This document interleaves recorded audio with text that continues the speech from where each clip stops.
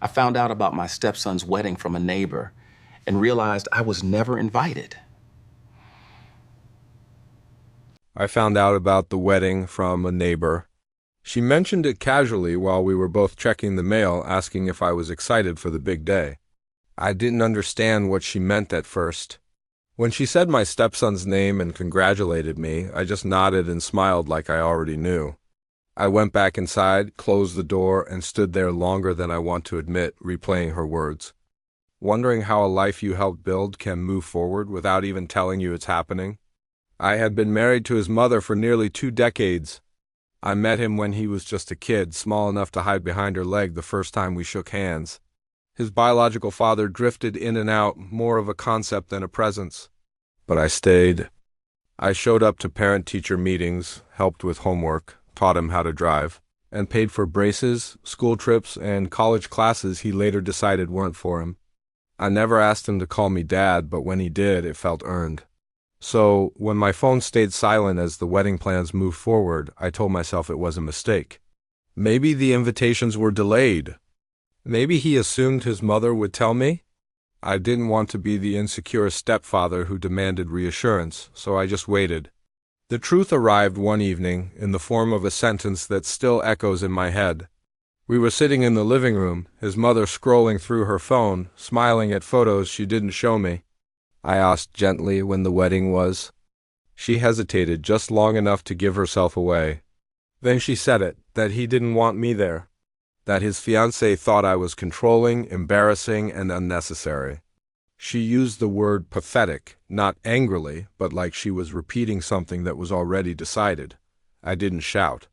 I didn't throw anything. I just sat there, feeling something close in my chest, not pain exactly, but the final snap of a thread that had been stretched too long. That night, I couldn't sleep. I went through old documents instead. Years of records, things I'd organized out of habit and responsibility, tuition payments, insurance policies, trust paperwork. Money I had set aside quietly, not to control anyone, but to protect a future I believed I was a part of. I realized how easy it is for people to call generosity manipulation when they've already decided you don't matter. The morning of the wedding came and went without me. I made coffee, watched the news, and listened to the house settle into silence. His mother dressed carefully, avoiding my eyes. She left without another word. I didn't stop her. What I did instead was make decisions. I didn't rage or punish in the way people imagine. I simply stopped participating in a story that no longer included me.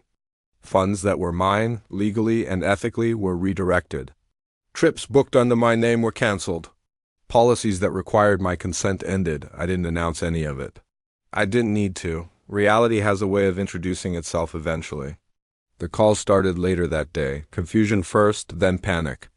I let them ring. When messages arrived accusing me of cruelty, of ruining a celebration, I felt strangely calm. You can't ruin something you were never invited to. His mother came home furious, then crying, then pleading. She said I was tearing the family apart. I told her the family had already decided who belonged and who didn't. I was just accepting their decision. Days passed, then weeks.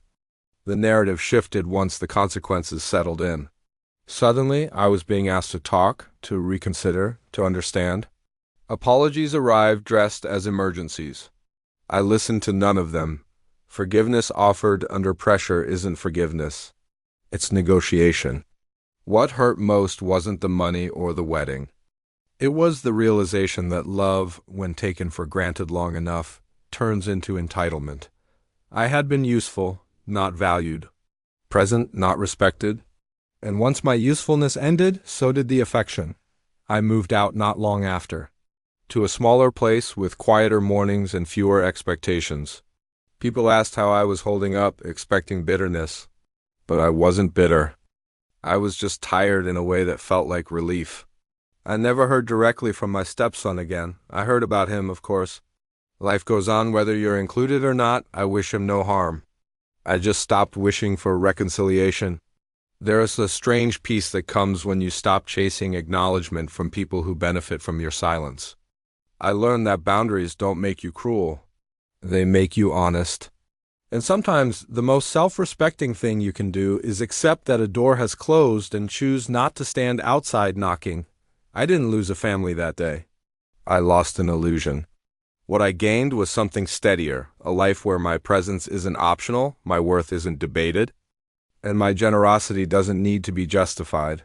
And that turned out to be enough. Thanks for listening, and if this story resonated with you, I'd appreciate you following for more.